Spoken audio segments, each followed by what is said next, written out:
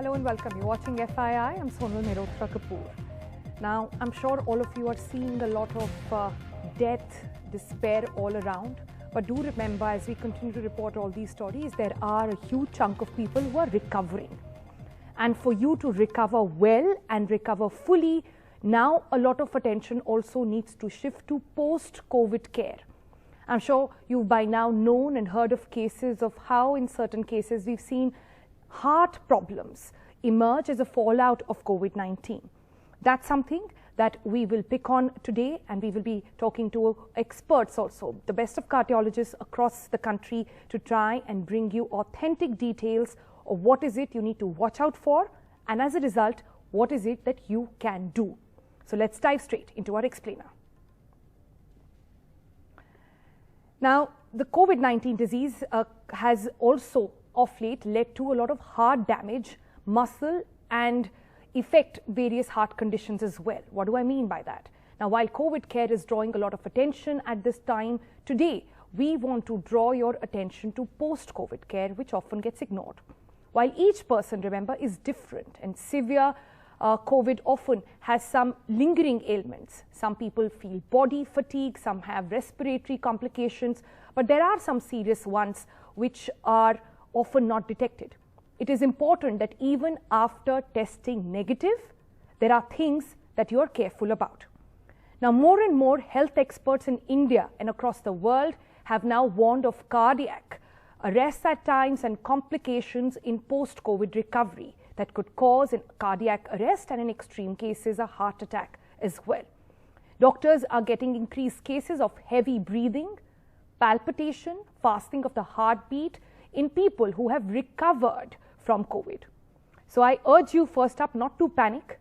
Please understand that each person has different levels of COVID infection. There are mild, moderate, severe cases, and complications may differ from person to person.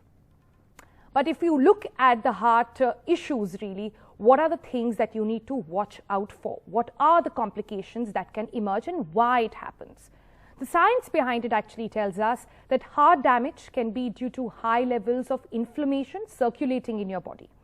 As the body's immune system fights off the virus, the inflammatory process can damage some healthy tissues, including those in the heart.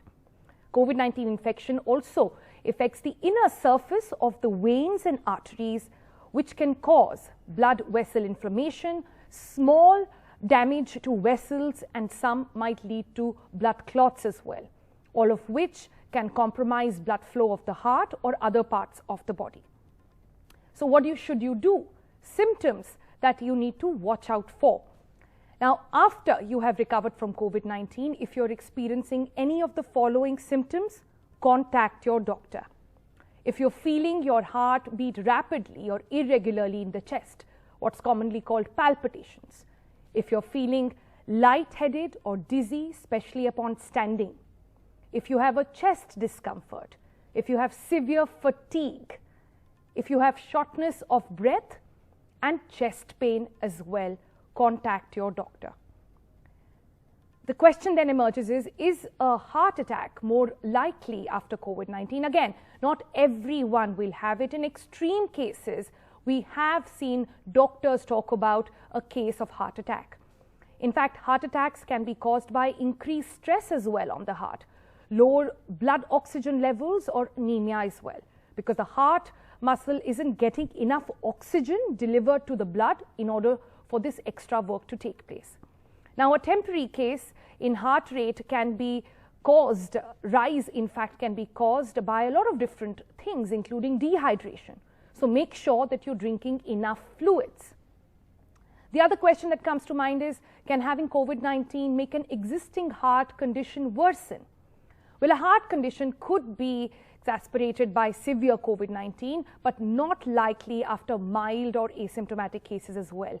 But the effect of COVID-19 on pre-existing heart disease are not yet really known on that front. What is the fallout really of that at this point? We'll look into that as well.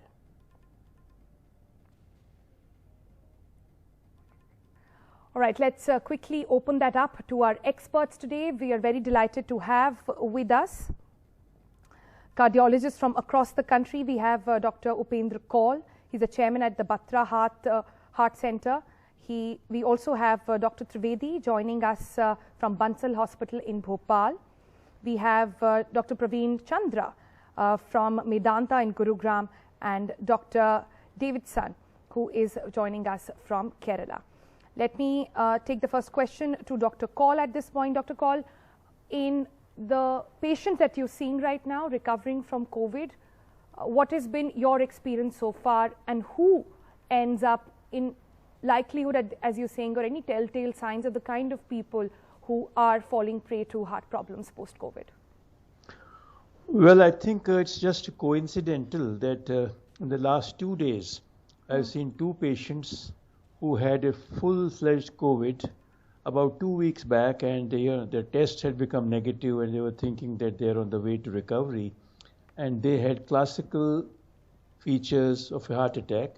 At times it becomes difficult because shortness of breath can be a part of COVID. They all had severe COVID, on a scale of what we call as CT 11 to 12 over 25. And they presented with acute shortness of breath and some congestion in the chest. One of them has had a heart attack, small heart attack in 2015. And so he became very, conscious of that. Do I have a recurrence of that? ECG was done, it was telltale heart attack. Second patient was again a patient with a chronic kidney disease, elderly gentleman, a diabetic, who again had chest pain, and he came middle of the night today. They called up that he's having restlessness, he's having shortness of breath, and he became unconscious. And fortunately, it was a previous COVID had happened at around 17th.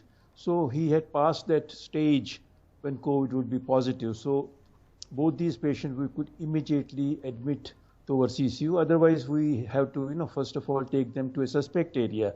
And if it is a heart attack, we manage like a heart attack. But both these patients had frank heart attack, and both of them had risk factors. But we can have COVID producing complete changes of a heart attack, even if they had no heart attack in the past, because as you in your introductory remarks very clearly said, that hypoxia, reduction of oxygen in the blood, heart and lung are so close to each other, intimately related physically as well as temporally. And we know that COVID is an inflammatory disease. It produces inflammation in the body, in most of the blood vessels. We also know that blood becomes thicker and it becomes thrombotic. That means tendency of clot formation occurs.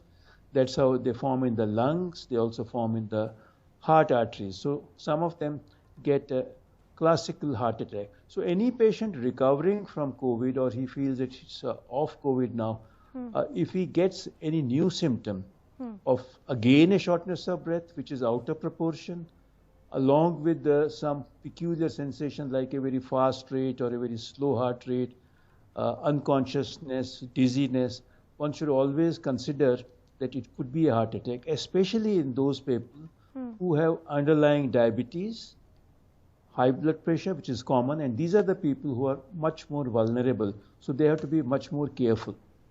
Okay. Other thing is that some of the patients who already have had a heart problem, they were on some drugs which prevent a recurrence of heart attack, something like aspirin or clopidogrel or cholesterol lowering medicine. For some reason they stop it. Maybe their ignorance, or the doctor who was treating them is unaware and he stopped it. And reducing these statins or stopping statins, they can again lead to a problem in these patients. So we always advise, please continue all your medicine if you have COVID, all your previous medicine of high blood pressure, cholesterol, diabetes, and consult your doctor. Don't stop them. So this is what, coincidentally I saw it, the last 24 hours. Right. So I think key takeaway from what you're saying is currently those not just with underlying heart issues, but even those who've not had it in the past need to be careful. watch out for these symptoms that you've talked about, I've just said in my explainer as well, and contact your doctor as soon as that happens. Dr. Davidson, Absolutely. if I can come to you first, come to you next actually, to try and understand, is there a vulnerable group in this area that we are talking about? Is there an age bracket which needs to be more careful? Yeah, it's extremely important that all these elderly subset of people, people who are diabetics, people who have hypertension, these are the subset of people who are likely to have more of complications during COVID infection. These are the subset of patients who are likely to develop cardiac issues also. And we also know from the data that the mortality in these subset of people, that is diabetic, hypertensive patients with lung disease, asthmatic, these are the subset of people who are likely to develop more of complications.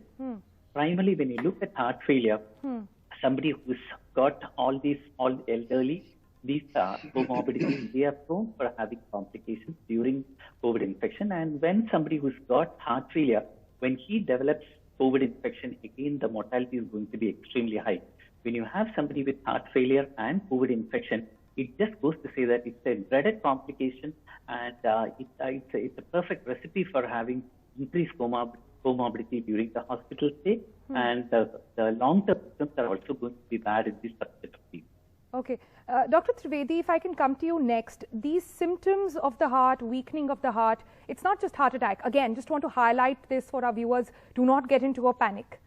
Please do not do that. It is further detrimental to your health. Understand, watch out for signs, take calculated decisions. Would a good step would be just monitor your heartbeat on your oximeters, which now every household has, even after COVID recovery, and for how long would that be really? Well, I think you rightly pointed out the most important thing, what we are seeing in post-COVID situation is the stress. Most of the patients are under severe anxiety, and I think this is one of the very, very important factor which is taking its toll in the form of heart attack. Now, there are additional factors, as Dr. Kaul has pointed out, and I would like to re-emphasize that summers have already started, and many patients who have recovered from COVID actually do not get well hydrated. They are not drinking enough water. Okay. They are very anxious, and some of them have actually left cardiac medications. On top of that, what we are seeing, it takes about at least 3 months or maybe more, since COVID is new. So we also don't know how long should we be cautious. But definitely I feel that the first 3 months are bad. They should be very careful. They should not stop the medications. And any symptom which is suggestive of cardiac ailment like chest discomfort, sweating, sudden onset breathlessness, they should report immediately to the doctor. They should not take it on their own. Other than the heart attack, which is causing death, is pulmonary embolism. It's quite common. When patients are discharged from hospital, they continue to experience some breathing difficulty and walking 1 or 2 blocks, and they start getting used to it. But what has happened is that they have already got some pulmonary embolism, and that continues to progress over a period of time. And then one day suddenly it just blocks everything and it throttles the patient literally. So pulmonary embolism and heart attack, both of them are going almost side by side in cases of COVID. So what should such patients do really? Sorry to cut you short. What should these patients be doing then? Yes, as you pointed out, they should be maintaining their pulse oximeter and heart rate.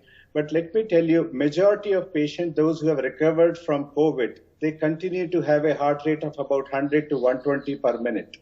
Okay. So now in these patients, one is that we have to exclude whether they already have some degree of pulmonary embolism, which is there, or is it the part of myocarditis? Myocarditis, as you stress, is the inflammation of the heart, and it will take 3 to 6 months for this myocarditis to settle, and that will present with just tachycardia or palpitations.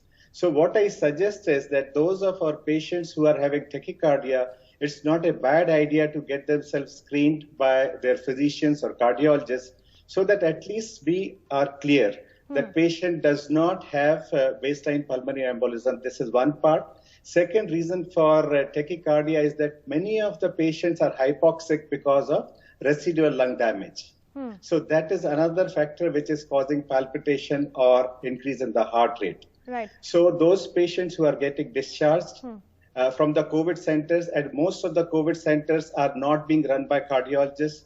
It's not a bad idea, especially after the age of 30. They must visit a cardiologist or a physician and take an advice on their baseline parameters. All right. I'm happy you mentioned that the age group of 30, because we've of late been hearing from doctors that a lot of young people also experiencing it as well. We've had a case of a journalist here in the country also experience the same, actually lose his life quite tragically to a heart attack post-COVID recovery. Let me bring in Dr. Chandra on this point. Dr. Chandra, then are there some tests that people can do in order to ensure that they're watching out all these symptoms, especially young people who perhaps take it for granted that nothing's going to happen to them? Yes, Sonal, I think many important points have been brought up by my colleagues here. But at the outset, I must tell you one thing. The first and the very important thing is that occurrence of heart disease because of COVID is very rare. It is not common. So common people should not start rushing to the cardiologist or to the physician immediately. So because I have seen this thing happening, especially since yesterday there was a discussion about not getting a CT scan done. So today I was discussing with some patient and I advised them to do a CT, and they said, we have been told that CT has not to be done. So advice from the doctor is important, and do not take decisions right away and start running to the cardiologist. It is a very uncommon problem, number one. Number two is that, as has already been mentioned, those patients who are heart patients must continue their medicines safely without any hesitation, because sometimes they stop it. That is a bad thing. Right. Number two, many patients who are heart disease are not getting the vaccine. This is a very, very common problem in our society. Every day I get calls that, can I get a vaccine because I have been denied getting a vaccine? So everybody should know, whosoever is a heart patient or is getting a blood thinner or is a high blood pressure patient must get his vaccination. There is nothing to stop their vaccination. But after recovery, you're supposed to wait for a window of 3 weeks. Am I correct on that? And then get your vaccination? No, I'm talking of de novo first. De novo means first time. So all those patients who have developed COVID, then they're already got the immunity. So there is no rush to get the vaccination. Right. So these patients who are having COVID, there is a very small chance of getting a heart problem. And many times, as was mentioned, that heart rate can go up because of low oxygen levels. And generally it is temporary, it will settle down. And most of the hospitals have heart specialists or physicians who can take care of this. Right. So in general, I want to say there is no panic that everybody is going to have a heart attack after a COVID. Right. I'm very happy you brought it up. Then, Dr. Chandra, can I ask you this? Just take me through 1, 2, 3 steps that people need to do in case, just to watch out for these symptoms, not to panic, but make an informed decision. 1, 2, 3. If you've recovered from COVID and you're feeling anxious, all of us are feeling anxious. This is vicarious grief amongst all of us, right? But what is it that they can watch out for? And also in terms of exercise, I see a lot of people wanting to just jump back into their exercise regimes in order to build up their immunity. Is that advised? But first up, 1, 2, 3 steps. Do this and ensure that you're doing this every day. Okay. So first of all, those patients who have recovered from COVID, they should not try to jump on to do their gym and exercise, etc., to gain immunity. It will take some time, especially those patients who had lung pneumonia or where the numbers counts were 9 out of 25 or 10 out of 25. So these numbers are floating around everywhere. So these inflammation will take time to settle down. It takes about few weeks to settle down. So there is no rush. It will settle down. And do not try to overexert. Do not try to do excessive activities, because this will lead to excessive breathlessness or symptoms without any disease happening. Number one. Number two is that they should continue taking their medications. After COVID, the heart medicines, the BP medicines must continue. The blood thinning medicines must continue. That is very important. And they should eat well. They should drink well. and relax. After 15 to 20 days of COVID, they are non-infective, so they can even go back to the family. That is very, very important. Many times people are just staying away from the family because people think that they are infected. They are actually not. They are better off than anybody else who didn't have the infection. Right. Okay, good points, all of them over there, because I know isolation can also lead to anxiety, and that is also all of us are experiencing right now. Dr. Kaul, in your experience of treating such patients, have you seen that people with extreme COVID perhaps are developing these heart complications more, or would you say everybody who's recovered should actually be watchful of these symptoms? See, as Praveen was also saying, that getting a frank COVID and then a frank heart attack both combined are not common. But at the same time, there is a section of population which have high risk factors. They are more prone to get it because it's inflammation. Okay, and inflammation can spread from lungs to heart. The coagulability of blood is more. So one should not at the same time forget that if I am COVID, I may not develop a heart attack. In fact, if you remember when COVID started last year, all over the world it was felt that where have the heart attacks disappeared? Patients were not coming for heart attacks, and it was felt that, you know, less pollution, lockouts, and, you know, people staying at home, relaxing at home is giving rise to less heart attack. Sure. But then we started seeing that some of these patients who were not going to the hospitals out of fear, and when they came out, they had come out with heart attacks with complications. I'm not saying COVID in COVID patient, but in general also, you know, since we're talking of heart attack and a COVID. So one should not be scared in case you have a de novo symptom suggesting a heart attack. You should not be scared of moving out. Yeah, because I think what you're trying to say is that important. don't be scared and don't panic either. Don't be complacent and don't panic. So that's why information is key. Information is important, and keep your doctor in loop. I think that's what really helps, because let them take an informed choice. I have last 2 minutes really. I just want to give the last 2 words quickly. Once to Dr. Davidson, please, and then I'll come back to Dr. Triveni. Dr. Davidson, last thoughts? Yeah. It's like regarding heart failure and COVID. Primarily, you have two subset of people who had been suffering from heart disease or heart attacks and heart failure. When they develop COVID, what do? Basically, once you have problems, once you're suffering from a cardiac ailment, when you have a heart attack, what you need to do is immediately you need to phone up your doctor. You need to talk to him. Make sure that you're continuing the medication. Be well hydrated. Do not indulge into a lot of activities. Take rest at home. But in case the symptoms worsen, in case the fever doesn't subside after 48 hours or 72 hours, you tend to develop cough, you tend to develop more of breathlessness, your oxygen saturation are dropping down, you tend to develop breathlessness. At that point of time, probably one should reach the hospital and get admitted in the hospital. Right. But in order to always, as mentioned earlier, once you develop COVID, wait for another 2 months or 3 months before you go for vaccination.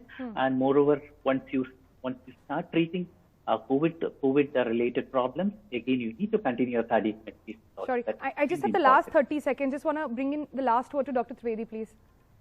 Yeah, Sorry, I would like to add, many of the patients are being treated by steroids. And unfortunately, some centers, even with mild illnesses, they are using with very high dosage. What we are seeing now is life-threatening fungal infections, including the heart. And this is really very disheartening. This is something like COVID, 95-98% will make it. But with these fungal infection, almost 90% are going to lose it. So I think we have to be careful as cardiologists that we have started seeing fungal endocarditis in our patients. We have started seeing mucormycosis. And probably this is all self-inflicted or inflicted by a lot of users of steroids. All right. So this is... Gentlemen, I'll have to leave it there. I'm completely out of time. Sorry for that. But thank you for your valuable time. And the message to our viewers, try and keep calm. Let the storm outside pass. Keep yourself informed. That is your only weapon. Thanks for watching.